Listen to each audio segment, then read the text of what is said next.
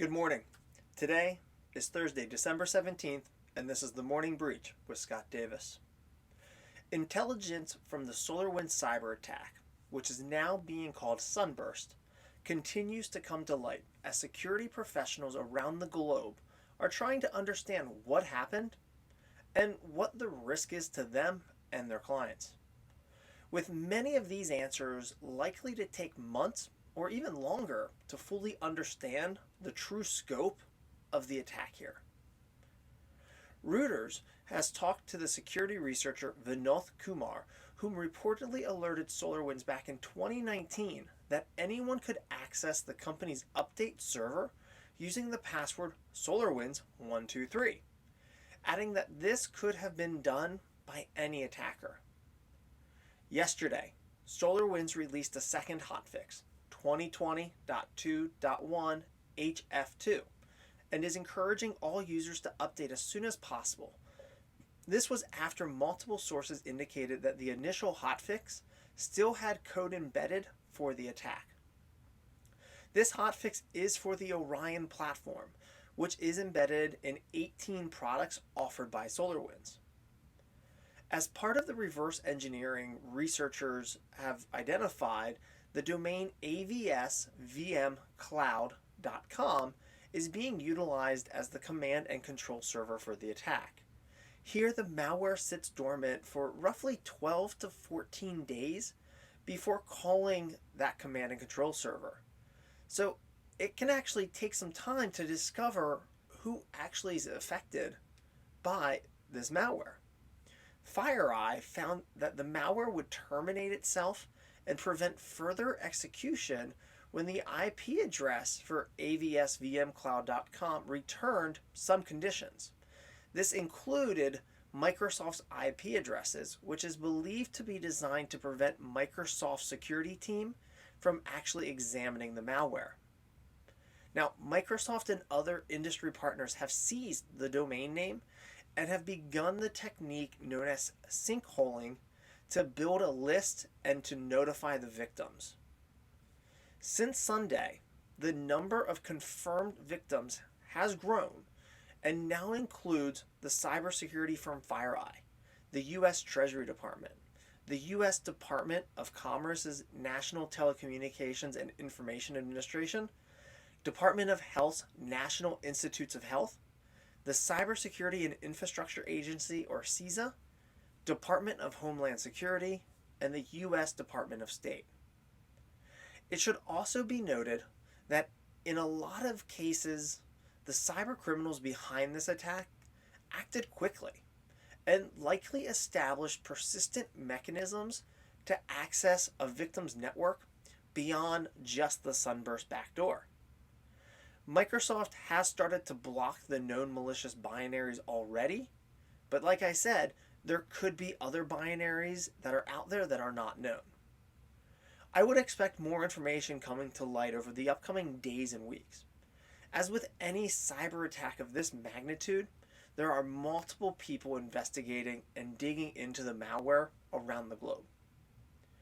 As far as your environment goes, you should have a service that logs website traffic, and you can likely use that to search for the domain avsvmcloud.com. And if you get any hits, then you can assume you are a victim of the Sunburst malware. From there, you want to begin your investigation and ultimately identify what your risk is. Another supply chain cyber attack has taken place, and this one compromised the Government Certification Authority of Vietnam. Here, the digital signature toolkit was hijacked and used to install the Phantom Net or S-Manager backdoor on victim systems. The backdoor utilized the command and control servers at vgca.homeunix.org and office365.blogdns.com.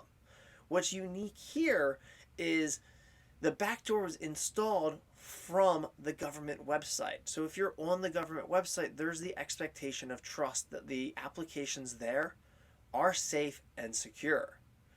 And once you deployed it, that's when that backdoor came in. Now, this joins the Lazarus campaign in South Korea, which utilized a supply chain cyber attack to distribute remote administration tools via legitimate security software, and the chat software called Able Desktop, which is used by 430 government agencies in Mongolia, was abused to deliver the HyperBro backdoor and others. So there is a trend here where this supply chain mechanism of attack is happening, and it should be a concern for every organization out there. So really understand, know, trust, what you're downloading, when you're installing it, because it looks like this is a growing trend. Cybersecurity concerns with the Internet of Things has achieved a milestone with the signing of the IoT CyberSecuirty Improvement Act, or HR 1668, on December 4th, 2020 by President Donald Trump. The act requires the development, adoption, and implementation of security standards for IoT devices by the federal government.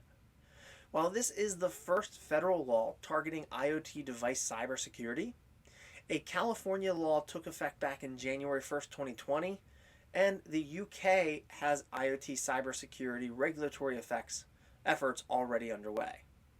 The IoT devices covered under the Act include any physical object that is capable of being in regular connection with the Internet or a network that is connected to the Internet, and that has computer processing capabilities of collecting, sending, or receiving data. This will likely cause a delay in product releases as vendors now have to consider security before simply rushing these new products to market. In the end, this is a good thing as IoT devices are everywhere and many have little to no security at all. That's today's episode of The Morning Breach. Please join us next Tuesday for our next episode.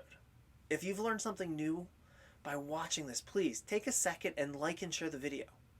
If you want to see more episodes of The Morning Breach or find useful resources in helping your organization secure itself, please visit themorningbreach.com and follow along with us on Facebook, LinkedIn, and YouTube. As always, thanks for watching and stay safe out there.